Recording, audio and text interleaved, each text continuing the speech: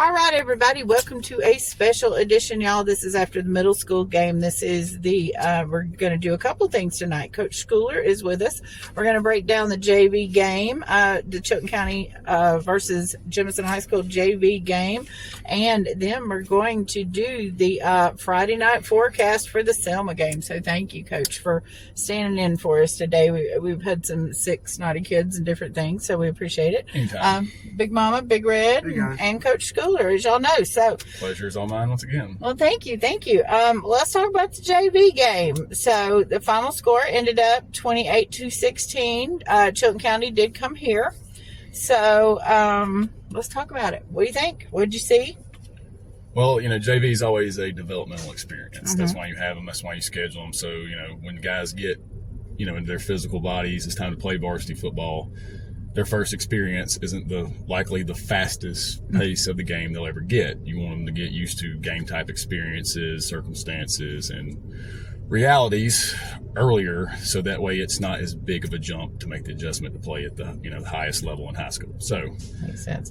How important is it to, no matter what the score is in the game, to try to at some point get everybody in there so they can get some playing time? It's very important early on in a JV season. It's because you really don't know who's going to be capable of what against an opposition that's not your own teammate. You see what I'm saying? Like it's easier to get out and practice and match up with your own teammates and do like that. It's different when there's a running clock, there's guys with pinstripes on the field, and there's someone that doesn't like you across from you trying to beat you.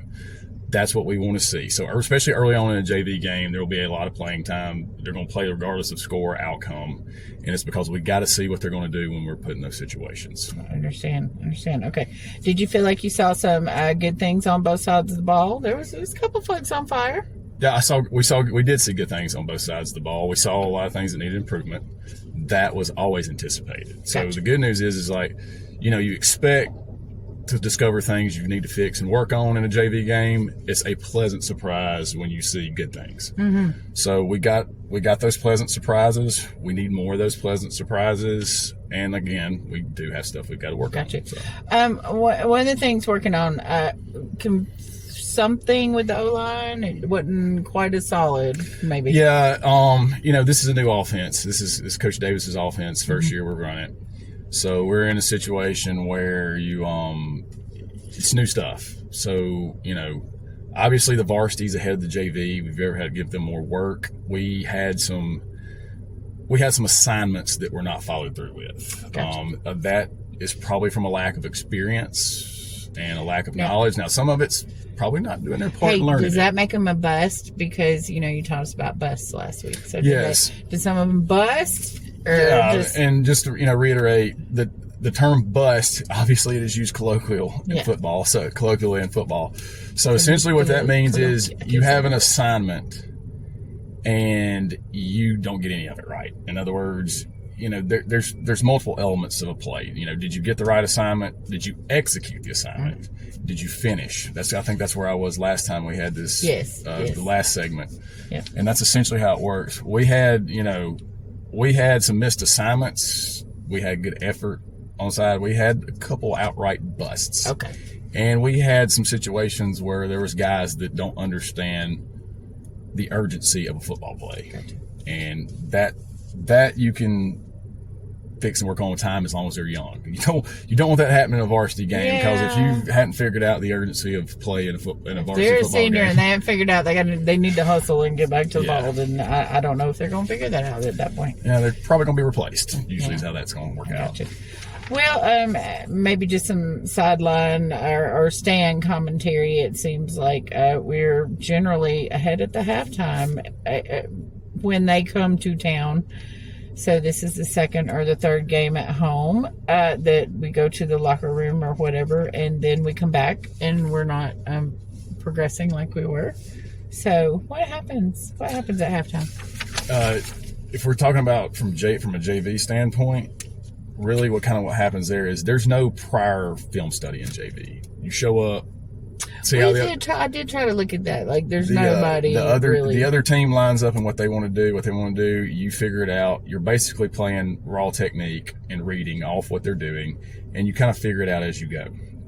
A lot of what you see in JV is the other team had not adjusted well to what we were doing yet. So we hit some plays early on. There were some obvious susceptibilities that I could see calling plays on the offense that were there that they mitigated later on in the game, specifically in the second half by, bringing pressure. Like I said, we had issues with O-linemen, not completing assignments and stuff like that. Well, if you want to make them even worse at it, blitz them. And that's what started happening. They started bringing pressure and took away a lot of our running game because of where they were putting the pressure. And obviously, if we're not picking it up in the running game, we're not going to pick it up when we're throwing the ball. And obviously, JV, we don't have any straight drop pass in. It's all play action. So we've got to wait on the duration to carry out the play fake before we actually get into the read of the throw. Makes sense. Wow. Well, okay. Well, next game is Monday. Next Monday night on the 9th, September 9th. Supposed to be going to Dallas County. That's a pretty long trip there. Are we any concerns other than them having enough people to play? Yeah, at this point, I would say actually playing that game is tentative. I'm familiar with Dallas County. They may not actually have enough players on their team for a JV. They may have to be playing what would be their JV guys in a varsity situation. Bless their heart. I'm not sure of that, but that was per their coaching staff that we may not be able to play that because we ain't got guys. They may not know that until after Friday night's game to see who's left. Let's take Dallas County off the hook here. Let's be realistic. That exact scenario happened to us last year. We had a JV game scheduled. Now, in the 3 years I've coached here, we haven't canceled a JV game except for last year. We had 13 guys out this week, and we didn't have any JV left. Wow. So they were the ones that would have been playing in this game that, especially a specific position grouping. Like, I can't remember exactly which one. I think it was offensive line. But hypothetically, if you've got so many linemen out that you're having to play your JV guys on a varsity game on O-line, then you don't need to even risk playing a JV game and losing and getting another one go down. So. Well, okay. Anything else about JV? Anything to add? Any attaboys? Got anything to say to the other coaches? You and Coach Taylor were kind of running the show down there, so everything looked good, very organized. There were bright spots. There were guys that were ahead. Me too. I don't want to overly single out someone personally on anything because there was mistakes from virtually everybody. So to really single out someone would be a little too, pedestaling or aggrandizing for what we actually witnessed the other night. But there were guys that were ahead of where I thought they would be. Now, a lot of it's they've been late arrivals to the team.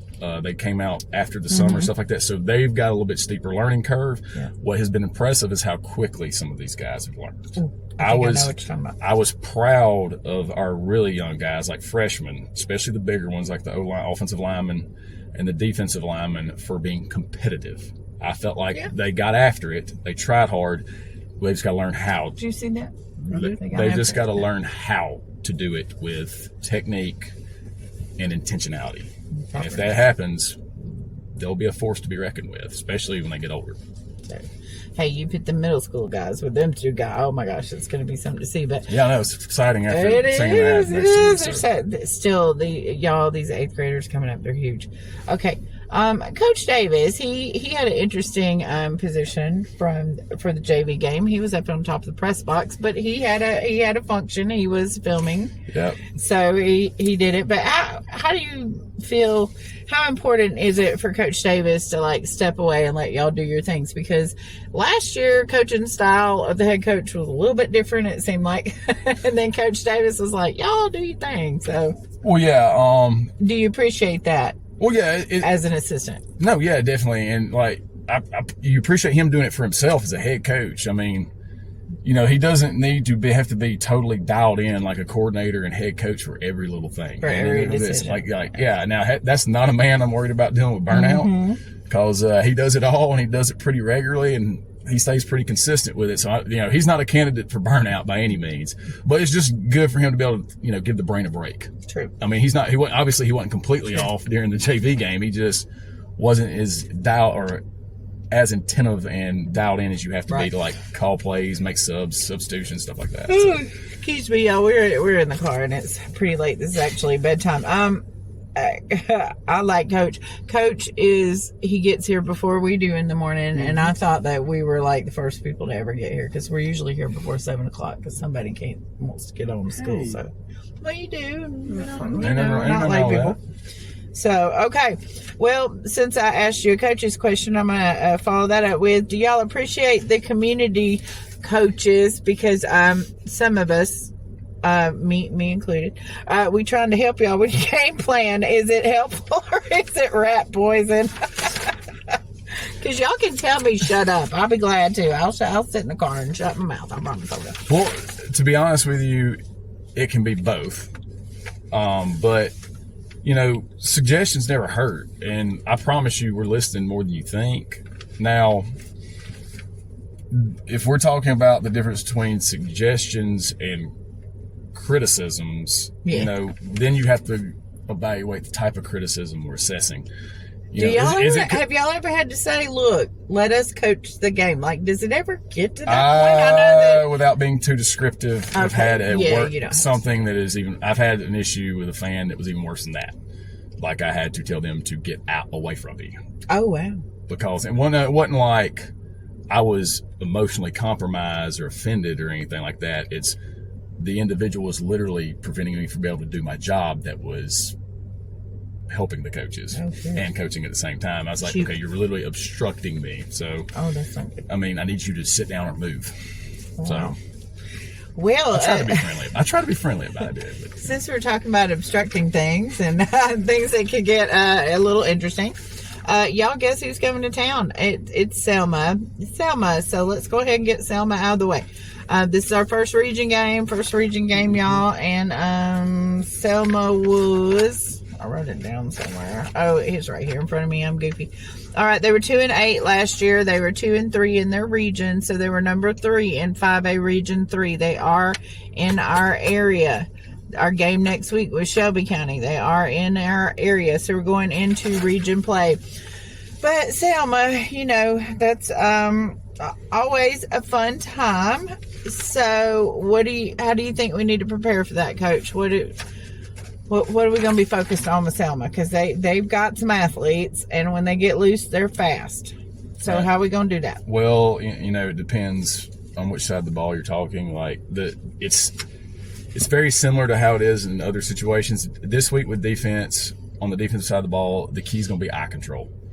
And there's any defensive coordinator tell you eye control is always a big element.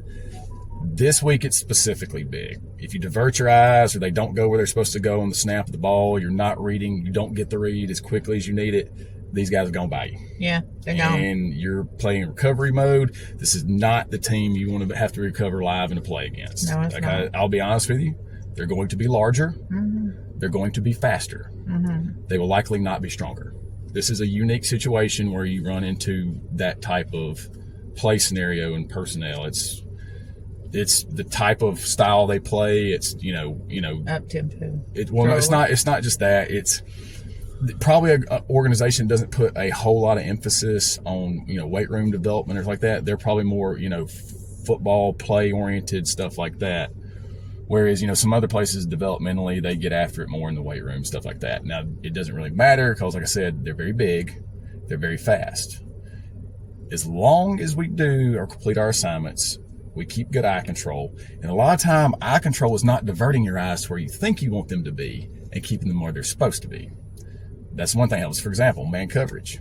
If you're in the secondary and you're running with a receiver, and if you look back at that quarterback, the second you do, he pulls 2 steps away from you, and you now got to recover that. Where there is, as opposed to if you just keep your eyes on him the whole time and play through his hands when he goes to catch the ball. Defensively, like for example, defensive line, it's a hard habit sometimes when you engage the guy, offensive lineman you're supposed to engage. A lot of times your assignment is to bury that offensive lineman in a certain direction to take a gap away. And that also helps them not get on linebackers. Well, if the minute you engage the guy, you turn your eyes to the backfield and start to see who's running with the ball and where, you're not getting the leverage you need, and you get squeezed out. You left the crease for them to run through. Already, yeah. And that hurt us last Thursday night. So, thing is we got to be better at that. Offensively, got to get on blocks and stay on blocks. That's literally going to be the difference. Now, we got to get the assignment right. Got to get to the man. ID the man we're supposed to block, get to him, and then finish. Because these guys are fast enough, they can slide off and make a play. Fast. You see what I'm saying? So They're fast. if you don't finish the blocks this week, and this isn't just to be singling out offensive linemen. This is skilled guys too that aren't toting the ball. Got to block. Well, I have some good news. Number one, we got home field advantage, so yay go us. I hope everybody comes without their weapon. Yay. Number two, it's going to rain. And I know that sucks, but that seems to be good luck for us because they balled out in the rain the last 2 deluges we've had. So. Well, it does. Rain will likely help us in this scenario, especially defensively, because it will limit what they can do. And they already don't have a huge playbook or a huge play repertoire. So if you eliminate, the elements make them a lot less effective at passing the ball, it's a lot easier to play defense when you kind of zero in on the run game. It might, for real, really, really help us. Now, we've been so heavily run-oriented this year that, we were still running the ball in our last opponent when it was obvious we were about to run the ball. So when you can, run the ball and execute the running game when they know it's coming, then you seem to be, when the elements get involved, really cold weather, really wet weather, that becomes an asset for you. Yeah. Or an advantage, and hopefully that's the way that'll work out for us tomorrow. But you don't really when you're preparing for an opponent, you don't really like to hope for elements or acts of God to be one of the reasons why you get the advantage. But look, James Spann said it's going to rain, it's going to rain. But it's going to rain. An old phrase that I like to coin in this situation applies. I'm not one to ever look a gift horse in the mouth. So if it does, you will hear no complaints from me if it rains. Woo! Thank God you're a country boy, Coach. Right on. But and then look, it's even worse for me. I don't have a roof over me this time, so I'll be getting flooded on as well. Get wet. Okay. Well, the fans, will notice a couple things when they come in. Maybe not the robot, but we do have a new robot. This is so cool. He paints the stands for y'all. Do y'all like that? Is that fun, or do y'all have to learn to do a bunch of stuff to keep him going with painting? No, good news is the only thing we have to do is keep him full of paint and make sure batteries are charged. My man Tank has taken a nice heavy load off of us. I've done my fair share of field painting the last 2 years, and it's nice to have a lime green guy on wheels that does it for like me. That? So, yeah. Well, I hope that y'all get him some blue paint so he can paint us a panther or something. We are. We've already talked about we're getting them back out here to we can have an upgrade. Program the logo to the midfield into him so he can do that. He's GPS coordinated, so we have to have that program. His name is Tank. Okay. Well, no, I've just been calling him Tank. Tank's been his nickname because he's called Turf Tank. Good. Okay. Well. The art teacher, I'll give a shout out to her. She came up with a pretty good name for him as being Leonardo, since he paints and he's the color of a Ninja Turtle. That is cool. Hey, speaking of painting the field, I saw a little blurb this week. Do you know who Lane Johnson is? The offensive lineman played at Alabama. Yes, he played at Alabama. Okay, so he plays at Philadelphia Eagles. Okay, one of the things that they do these player experiences that people can bid on to raise money for Eagles Autism Foundation. And that is what Lane does because he loves grass so much. He paints the field with a fan that pays him a bunch of money to actually go paint the center logo on the field.